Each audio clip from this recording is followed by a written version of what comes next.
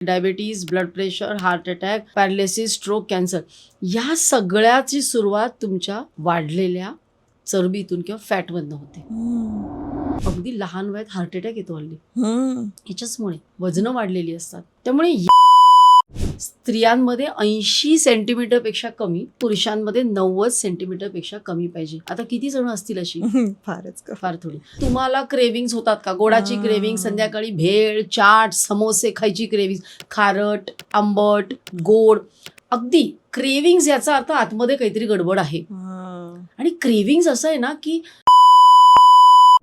आपली भारतीय संस्कृतीच अशी आहे, सतत सण असतात आणि खायचं कसं नाही, म्हणजे होळीला पुरणपोळी खाल्लीच पाहिजे. सॅलड, उसळी, भाज्या, डाळ हे खाऊन उरलं तर एखादी पोळी, भाकरी किंवा थोडासा भात खा. नमस्कार मंडळी, स्मिता बरोबर सर्व काही या नवीन सेगमेंटमध्ये तुमच्या सगळ्यांचं मनापासून स्वागत आहे. आता तुम्ही म्हणत असाल हे काय नवीन आहे? आपल्या चॅनलवर वेगवेगळ्या इन्फॉर्मेशन मी देण्याचा प्रयत्न करत असते.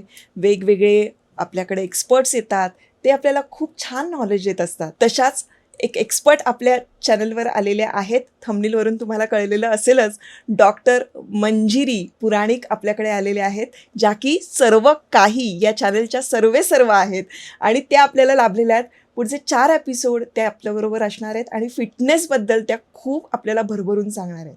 आणि हेच वाढलेलं वजन जे असतं ना, ते आजारांना निमंत्रण सुद्धा देत असतं. आणि आजच्या या एपिसोडमध्ये डॉक्टर मंजिरी आपल्याला सांगणार आहेत की तुमचं वजन तुमच्या उंचीला किती असायला हवं आणि खरोखर तुम्ही फिट आहात की नाही.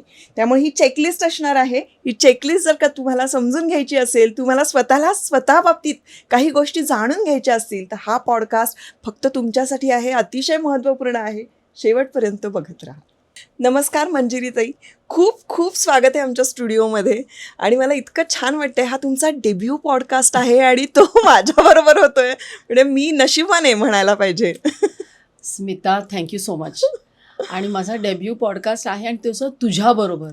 म्हणजे तू इतक्या विषयांवर इतकं सुंदर अभ्यास करून बोलतेस, त्यामुळे मला असं वाटलं की स्मिता हेच एक योग्य डेब्यूसाठीचा प्लॅटफॉर्म आहे. नाही तर मी कधी एवढी गेलेली नाही कशावर, पण I think you are my right choice. म्हणूनच स्मिता बरोबर सर्व काही अशी सर्व काही माहिती आपण देणार आहोत. तुम्ही हार्वर्ड आणि केम्ब्रिजमधून तुम्ही वेट लॉसचा खूप स्टडी केलेला आहे, तिथून तुम्ही शिकून आलेला आहात आणि तुम्ही कित्येक पेशंटला अगदी जागेवर आणलेलं आहे. तर मी तुमच्या क्लिनिकमध्ये सुद्धा आले होते. तर ओव्हरऑल तुमचा इतक्या वर्षांचा एक्सपिरियन्स आहे आणि तुम्हाला इथे बोलवायचं म्हणजे एखाद्या एपिसोड पुरतं बोलवणं मला योग्य वाटलं नाही. मला असं वाटलं की तुमच्याकडे इतकं अगाध नॉलेज आहे, तर हे आता मी कसं माझ्या ऑडियन्सपर्यंत पोहोचवू, म्हणून मला असं वाटलं की आपण याचे 4 भाग करूया. आणि हा एक कोर्स असणार आहे. मला असं वाटतं की ज्यांना खरोखर वजन कमी करायचं आहे, ज्यांना आरोग्यदायी अशी सुरुवात करायची आहे आयुष्याची, तर त्यांच्यासाठी हा कोर्स असणार आहे. कारण आपण ज्या पद्धतीनं हे विषय हाताळणार आहोत आणि जे नॉलेज मिळणार आहे, त्यावरून मला असं वाटतंय की हा पूर्ण कोर्स ऐकल्यानंतर त्यातले 10% लोक जरी एक छान जीवनशैली जगू लागले आणि त्यांचं वजन कमी झालं, तुम्हाला ते सगळं क्रेडिट जाणार आहे, कारण तुम्ही यासाठी हो म्हणालेला आहात. सगळ्यात आधी थँक्यू सो मच इथे आलात आणि सुरुवात करूया. मुळात आधी आपलं वजन वाढलंय हे आपल्याला कसं कळणार, आणि BMI जो असतो तो BMI म्हणजे काय? कारण आपण काय करतो, जिममध्ये वगैरे जातो आणि ते पहिल्यांदा आम्हाला सांगतात की तुमचं BMI चेक करा, त्याच्यावरून कळेल. तर हे कसं कळणार आपल्याला? आधी म्हणजे तू सगळ्यात म्हणालीस ते बरोबर आहे. फक्त एका 20 मिनिटाच्या एपिसोडमध्ये हा सांगण्यासारखा विषय नाही आहे. कारण एखाद्याचं वजन वाढलं की ते वाढण्यासाठी कित्येक वर्ष गेलेली असतात. स्त्रियांचं विशेषतः त्यांचं लक्षच नसतं. माझ्याकडे येतात आणि म्हणतात, माझं कॉलेजमध्ये असताना असं होतं आणि आता वजन बघावं तर 75, 80, 90 झालेलं, कधी वाढलं कळलंच नाही. त्यामुळे हा असा झट मंगणी पडब्यासारखं पटकन नाही होत ते वजन कमी. तर तू म्हणतेस त्याप्रमाणे पहिली गोष्ट बघायला पाहिजे की माझं वजन किती वाढलंय. हे आपल्याला आरशात दिसतं, पण किती वाढलंय तर ते कसं? तर पूर्वी आम्ही अगदी सिम्पल सांगायचो की तुमचं जी उंची आहे ना सेंटीमीटर मधली, त्याच्यामधनं 100 वजा करा, म्हणजे तुमची 160 सेंटीमीटर असेल तर 100 वजा करा, 60 किलो तुमचं वजन पाहिजे. हे अगदी सिम्पल होतं, म्हणजे अगदी कोणालाही करता येईल. मग नंतर हळूहळू लक्षात यायला लागलं की नाही, ह्याच्यापेक्षा अजून आपल्याला काहीतरी केलं पाहिजे, म्हणजे आपली वजन आणि आपली जी उंची ह्याचा एक रेशो काढायला पाहिजे. बरोबर. म्हणून जो आम्ही ज्याला बॉडी मास इंडेक्स असं म्हणतो, की ज्याच्यामध्ये आपलं वजन किलोमध्ये आणि आपली जी हाईट असते मीटरमध्ये त्याचा स्क्वेअर करायचा आणि त्याचा रेशो काढायचा. काही कठीण नाहीये, हल्ली कॅल्क्युलेटर्स मिळतात गुगलवर. बरं. आणि तो किती पाहिजे, तर तो साधारण 22 पर्यंत जर तुमचा असला तर व्यवस्थित चाललंय आपलं. बरं. पण 22च्या पुढे गेला, 22 to 25 म्हणजे धोक्याची घंटा, की आता मला काहीतरी करायला पाहिजे. 25 ते 30 म्हणजे नाही, आणि 30 नंतर तर म्हणजे फारच वाईट अवस्था आहे, असं ते आहे. अजून एक नवीन एक आलेला आहे की पोटाचा घेर, म्हणजे तुमची उंची सेंटीमीटर मधली त्याच्या अर्ध करा. म्हणजे आता जर तुझी 160 सेंटीमीटर उंची असेल, साधारण स्त्रियांची 155 157 असते, त्याचा अर्ध करा आणि तेवढा तुमच्या पोटाचा घेर पाहिजे. म्हणजे 160 असेल तर तुमचा 80 सेंटीमीटर, इंच नाही, 80 सेंटीमीटर पाहिजे. पण असं तर तुम्ही म्हणजे वजन वाढ नाही तर तुम्ही हेल्दी राहाल. पण 80 सेंटीमीटर फारच. हो, मग आपण येऊ ना, पोटाचा घेर का महत्वाचा आहे त्याच्याकडे येऊया. पण हे साधारण क्रायटेरिया असतात. आणि खरं सांगू का, प्रत्येकाकडे आरसा असतो आणि आपल्याला आरशात दिसत असतं की अरे हळूहळू मी वाढतीये. मग काय करतात, कपडे लूज घालायचे, जाऊ दे माझं काही नाही. आणि आपण कामामध्ये एवढे व्यग्र असतो ना, स्त्रिया स्वतःकडे लक्षच देत नाही. मुलांना डबे करून शाळेत सोडणं, मग उरलेलं खाणं, मग ह्याचा डबा, मग काहीतरी छान शनिवार रविवार बनवायचं किंवा बाहेर जायचं जेवायला. बरोबर. त्यामुळे स्त्रिया स्वतःकडे पण लक्ष देत नाहीत. आणि मग डॉक्टर 2 महिन्यांनी माझ्या भाजीचं लग्न आहे, मला पटकन बारीक करा, असं पटकन नाही बारीक होत. म्हणून हे आधी बघा की खरंच मला जरूर आहे. कारण तुला खोटं वाटेल, 3 पैकी 1 आपल्या भारतामध्ये जण, स्त्री किंवा पुरुष, त्यांचं वजन अतोनात वाढलेलं असतं. म्हणजे ते ओबेस मध्ये जातात लगेच की ओव्हरवेट मध्ये? म्हणजे जर आपण त्या आटोक्यात नसू तर आपण ओव्हरवेट मध्ये येतो. हो, 22 ते 25 म्हणजे तुम्ही ओव्हरवेट व्हायला लागलाय, BMI. त्याच्या पुढे म्हणजे ओबीस, आणि त्याच्यानंतर म्हणजे खूपच ओबीस. म्हणजे ज्यांची माझ्या पेशंट येतात ना 120 किलो 130 किलो 100च्या वर, म्हणजे ते अतोनातच वाढलेलं असतं. पण मग आता हे तुम्ही सांगितलं की सेंटीमीटर्स आणि BMI वरून आपण कळू शकतं आपल्याला की आपण ओव्हरवेट आहोत का, किंवा मास वगैरे आपलं ते चेक करू शकतो आपण, करेक्ट. पण जनरली ज्या आपला महिला सबस्क्रायबर वर्ग जरा जास्त आहे, स्वतःकडे बघूनही कळत असतं त्यांना, पण त्यांनी आपण फिट आहोत की नाही ह्याचे इंडिकेटर्स काय असू शकतात, किंवा ते कसं चेक करायचं घरच्या घरी, त्यांनी कसं लक्ष ठेवायचं की अरे माझं जरासं वजन वाढतंय किंवा हे जरा अनहेल्दी होत चाललेलं आहे, तर ह्याचे इंडिकेटर्स काय असू शकतात? आता फिटनेस म्हणशील किंवा वजन वाढतं, पहिली गोष्ट म्हणजे कपडे घट्ट व्हायला लागतात. हो. त्याच्यानंतर हळूहळू आपण बघतो ना, अंगावर सूज आल्यासारखं दिसायला लागतं. पायावर सूज, तोंडावर सूज, थोडा चेहरा फुगलेला दिसायला लागतो. सकाळी आणि असतो, सकाळी जास्त असतो, कारण वॉटर रिटेन्शन असतं. सकाळी उठलं ना कधी सूज येते शरीरावर. सकाळी उठलं की फ्रेश वाटत नाही, थकवा, असं एक 11-12 वाजता झोप थोडीशी घ्यावी, दुपारची झोप घ्यावी असं वाटतं. संध्याकाळी थकवा येतो थोडासा. त्याच्यानंतर अगदी म्हणजे मी सगळ्यांचं बघते की मूड स्विंग्स. अच्छा. सगळ्यांना वाटतं की महिन्याचं मूड स्विंग्स नाही, मूड स्विंग्स कंटिन्यू होतात, दर महिन्याला नाही, कायमच कंटिन्यू होतात. त्याच्यानंतर क्रेविंग्स. मी मोठा प्रश्न विचारते पेशंटला की तुम्हाला क्रेविंग्स होतात का? गोडाची क्रेविंग, संध्याकाळी भेळ, चाट, समोसे खायची क्रेविंग, खारट, आंबट, गोड, अगदी क्रेविंग्स. याचा अर्थ आतमध्ये काहीतरी गडबड आहे. आणि क्रेविंग्स असं आहे ना की तुम्ही विलपॉवरनी नाही थांबवू शकत, खायलाच लागतं. आणि थकवा, मूड स्विंग्स, क्रेविंग्स, त्याच्यानंतर दिवसभर थोडंसं ना चिडचिडे पण येतं.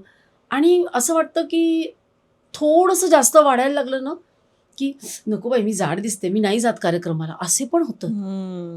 म्हणजे माझ्याकडे एक पेशंट होती, तिची मावशी, 2 मावशा होत्या तिला, आई वडील लहानपणीच गेले होते.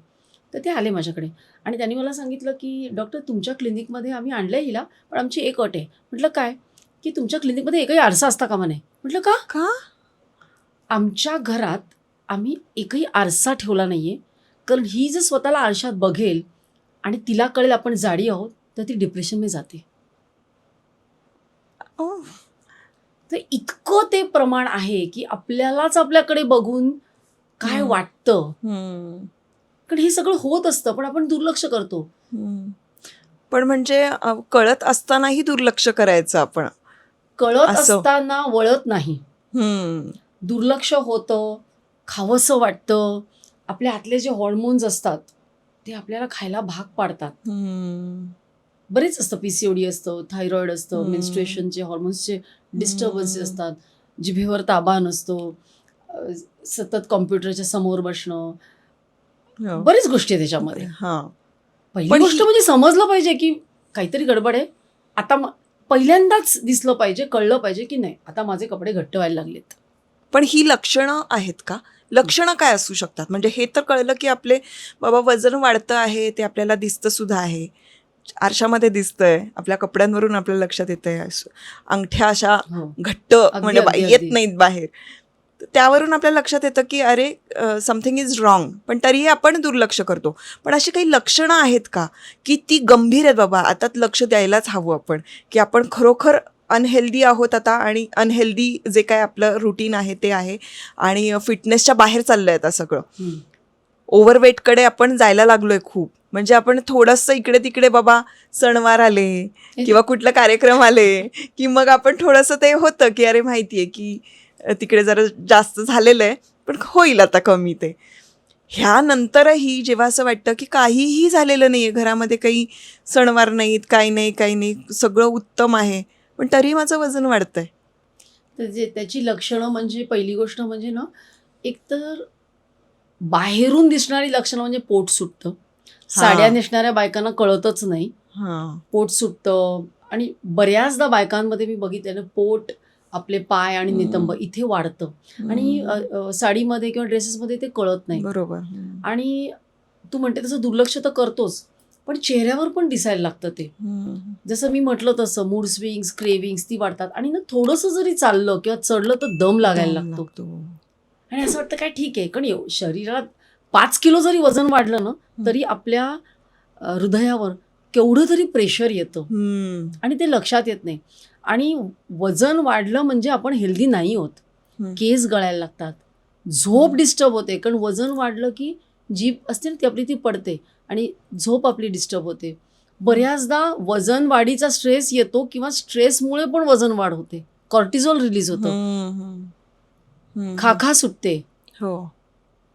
आणि आपण काय माहितीये का, अवेअरनेसच नसतो. बरोबर. तर तो अवेअरनेस आणणं महत्वाचं आहे की हे बरोबर होत नाहीये. माझ्यामध्ये ही लक्षणं दिसायला लागली आहेत.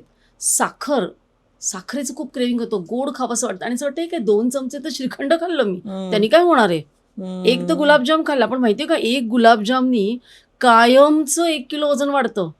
आणि ते 1 किलो वजन कमी करायला, कायमचं म्हणजे ते सगळं त्याचं फॅट बनतं, आणि ते 1 किलो कमी करायला तुला किती वेळा ट्रेडमिलवर चढायला लागेल, किती वेळा फास्टिंग करायला लागेल. त्यामुळे न खाल्लेलंच बरं.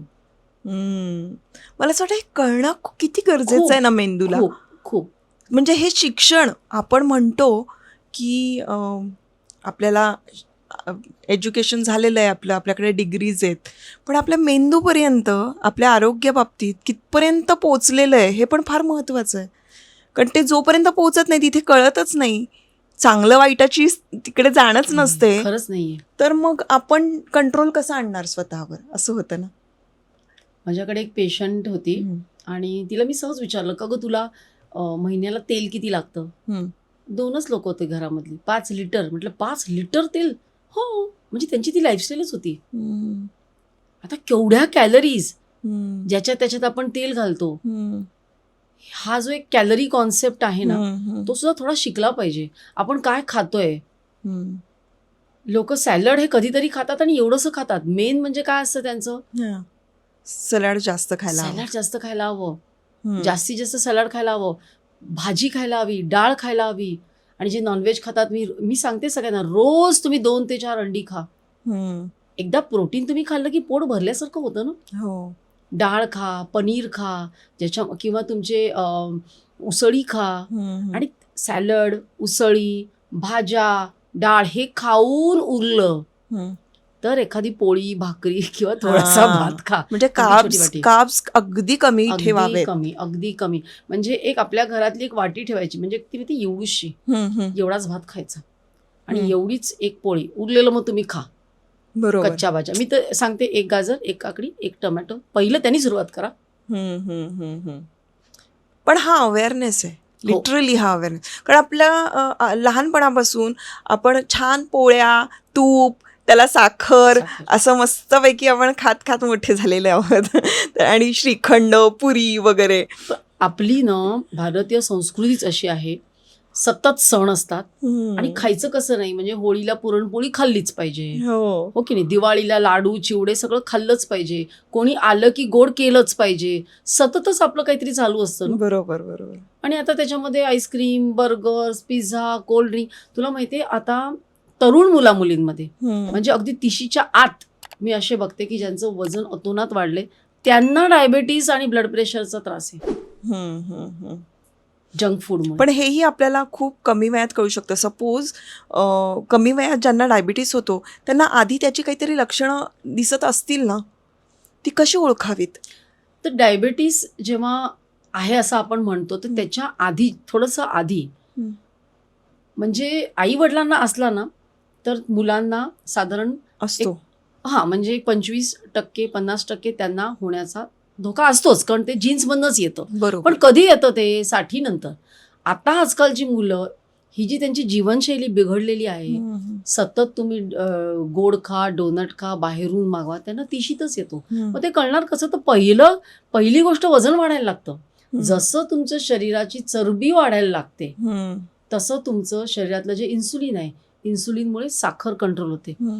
चरबी वाढायला लागली, फॅट वाढायला लागलं की ते इन्सुलिन आहे त्याला रेझिस्टन्स येतो, म्हणजे साखर शरीरातली अतोनात वाढायला लागते. पहिलं तेच आहे, हळूहळू हळू वजन वाढणं हेच आहे. आणि मग तुम्हाला जर लक्ष दिलं नाही तुम्ही तर मग डायबिटीसचे परिणाम, सारखी बाथरूमला जाणं आणि पुढे वाढत जातं ते. पण हे सगळं ज्याला आम्ही मेटाबॉलिक सिंड्रोम म्हणतो. वजन वाढलं की तुमचं डायबिटीस, ब्लड प्रेशर. ऐकलं असशील तू, बऱ्याच जणांना ना अगदी लहान वयात हार्ट अटॅक येतो हल्ली, ह्याच्याचमुळे वजनं वाढलेली असतात. त्यामुळे या सगळ्याचं म्हणजे मी सांगते, diabetes, blood pressure, heart attack, paralysis, stroke, cancer, या सगळ्याची सुरुवात तुमच्या वाढलेल्या चरबीतून किंवा फॅटमधनं होते. पण मंजिरी ताई, बऱ्याचदा असं होतं की दिसायला तर आपल्याला व्यवस्थित वजन आहे वगैरे सगळं असतं, पण ते आतून फिट नसतात. अगदी बरोबर आहे. पण हे कसं ओळखणार कसं आपण? हे विशेषतः भारतीयांमध्ये दिसून येतं की ते बाहेरून दिसायला स्लिम असतात पण आतमध्ये फॅट असतं. तर हे कसं ओळखायचं? तर पोटाचा घेर मोजायचा. तुमचा पोटाचा घेर हा स्त्रियांमध्ये 80 सेंटीमीटर पेक्षा कमी आणि पुरुषांमध्ये 90 सेंटीमीटर पेक्षा कमी पाहिजे. आता किती जण असतील अशी? फार थोडी लोक. काय आपला चेहरा आणि हे बघतात आणि पोटावरचं घेर मोजायला जात नाहीत. पोटावरचा घेर म्हणजे या सगळ्या मी सांगितलेल्या आजारांना निमंत्रण. आपल्या भारतीयांमध्ये सगळ्यांना फॅटी लिव्हर असतं, बारीक असले तरी सुद्धा. मग जर फॅटी लिव्हर असेल तर लिव्हरचं काम नीट होणार नाही. पहिली गोष्ट ना, आतमध्ये चरबी साठायला सुरुवात होते, लिव्हरवर, किडनीवर, हार्टवर, त्याच्या आतमधल्या ज्या रक्तवाहिन्या ज्याला आपण करोनरी म्हणतो, हळूहळू हळू सगळीकडे वाढायला लागते. म्हणजे बाहेरून तुम्ही बरे दिसत असाल, अरे हे तर स्लिम आहेत, किती वेळा आपण बघतो स्लिम आहेत, मॅरेथॉन धावतात आणि एक दिवशी सडनली हार्ट अटॅक. कारण आतमधनं ती चरबी वाढून वाढून जे आपले व्हायटल ऑर्गन्स आहेत ते निकामी झालेले असतात. बरोबर. पण मग हे कसं लक्षणं त्याची काही आपल्याला दिसतात? आधी दिसतात ना, आपल्याला समजायला लागतं. मी म्हटलं तसं थकवा येतो, चिडचिड होते किंवा केस गळायला लागतात, सगळं होतं, झोप लागत नाही. हे झालं की आपण समजून घ्यावं की काहीतरी योग्य नाहीये आपल्या चाललेलं, त्याच्यामुळे आपण मुळात आधी चेक करायची गरज आहे. बरोबर आहे. सगळ्यांनी आपल्या बेसिक ब्लड टेस्ट, मी तर जास्त म्हणते, म्हणजे आपण म्हणतो हिमोग्लोबिन करा, हे करा, ते करा, पण सगळ्यात बेसिक म्हणजे 2 टेस्ट करायच्या. एक HbA1c म्हणजे आपल्या गेल्या 3 महिन्यातली शुगर किती होती ते बघायचं. आणि हम्म. दुसरं म्हणजे मी सांगू का, इन्सुलिनचा सगळा गेम आहे हा. हम्म. जे हॉर्मोन आहे जे साखरेला नियंत्रणात ठेवतं. हम्म. सकाळची उपाशी पोटीची इन्सुलिन तेवढं जरी केलं ना तरी आपल्या पूर्ण शरीराची व्यवस्था सुव्यवस्था आहे की अव्यवस्था आहे ते कळून येतं. हम्म. या 2 टेस्ट करायच्या. आणि तिसरी म्हणजे सध्या जास्त मी लोकांना सांगते ती म्हणजे सिरम मधली ट्रायग्लिसराइड्स. बरं. कारण तेलकट खातो, हम्म. चीज खातो, बर्गर्स खातो हम्म. आणि जे आपण अदरवाईज हेल्दी खायला जातो त्याच्यात पण सगळं असतं तेल, हिडन भेसळ. Fats, sugars. साधा तू जाऊन पालक पनीर आपल्याला वाटतं वाह, पण त्याच्यामध्ये पण सगळं असतं. हम्म. तर ती 150च्या वर असतील तर प्रॉब्लेम आहे आणि हम्म. हार्ट अटॅकचा धोका आपल्याला संभवू शकतो. त्यामुळे ह्या ब्लड टेस्ट करणं भयंकर महत्वाचं आहे. मी तर म्हणेन की 40 नंतर दर 6 महिन्यांनी कराव्यात. ओके. पण तिथपर्यंत जायच्या आधीच आपलं शरीर आपल्याला आरशात दिसत असतं, बरोबर. ते आपल्याला सांगत सांगत असतं. असतं. Correct correct correct. वा. आणि हे आपण एवढं चेक केलं म्हणजे आपल्याला लक्षात येईल खरं तर आपण कुठे आहोत. अगदी म्हणजे वजन किती असावं हे उंचीवरून हे अगदी वरचे वर झालं, पण बाकी हे सिम्पटम्स दिसत असतील तर याचा अर्थ आपल्याला आता काळजी घेण्याची गरज आहे. अगदी. आणि स्त्रियांना सांगते मी 2 गोष्टी, क्रेविंग्स आणि मूड स्विंग्स. नॅचरल नाहीये. नॅचरल. हो, आपण नॅचरल म्हणतो कारण दर महिन्याचे येतील ते मला असं वाटतं की तेवढे 4 दिवस ठीक आहे, पण हे जर सतत राहत असेल, महिनाभर राहत असेल तर इट इज नॉट गुड. बरोबर. क्रेविंग्स आहे म्हणजे काहीतरी आतमध्ये गडबड आहे, मग ती काही असू शकते हो, आपल्या हॉर्मोन्स प्रमाणे. बरोबर. आणि मग हे चेक केल्यानंतर त्याच्यावर उपाय वेळीच करणं किंवा फार महत्वाचं आहे. किंवा हे होतंय काय ह्याचं निदान करणं फार गरजेचं आहे. ते अगदी कसं बरोबर. निदान करायचं हे आपण पुढच्या एपिसोडमध्ये जाणून घेणार आहोत. तर जाता जाता मी एक गोल्डन टिप विचारणार आहे, ती सांगा.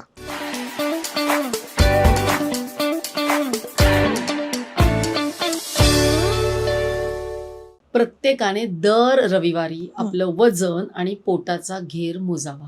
हम्म. दर रविवारी. हम्म. आणि त्याचा चढता आलेख नकोय, त्याचा उतरता आलेख पाहिजे. हम्म. आणि दुसरं म्हणजे हाफ प्लेट रूल. हम्म. आपण जे जेवणाचं ताट घेतो हम्म. त्याच्यामध्ये अर्ध सॅलड पाहिजे, हम्म. कच्चं. कच्चं. आणि मग उरलेलं तुम्ही पनीर किंवा तुमचं चिकन, एग्स किंवा जे काय असेल प्रोटीन, हम्म. आणि मग उरलं तर थोडासा भात. हम्म. सो या पोर्शन मध्ये खायला पाहिजे. हाफ प्लेट आणि दर रविवारी आपलं मोजायचं. तर ह्या 2 गोल्डन टिप आहेत आणि मला असं वाटतं की आपण हा एपिसोड बघितल्यानंतर आता ही गोष्ट सुरू करणार आहोत. पुढच्या एपिसोडमध्ये आपल्याला सांगणार आहेत डॉक्टर मंजिरी की आपण फिटनेस जर का नाही आहे, आपल्याला जाणवतं आहे की ही सगळी लक्षणं आहेत बाबा, तर मग आता करायचं काय. तर त्यासाठी खूप छान उपाय सांगणार आहेत.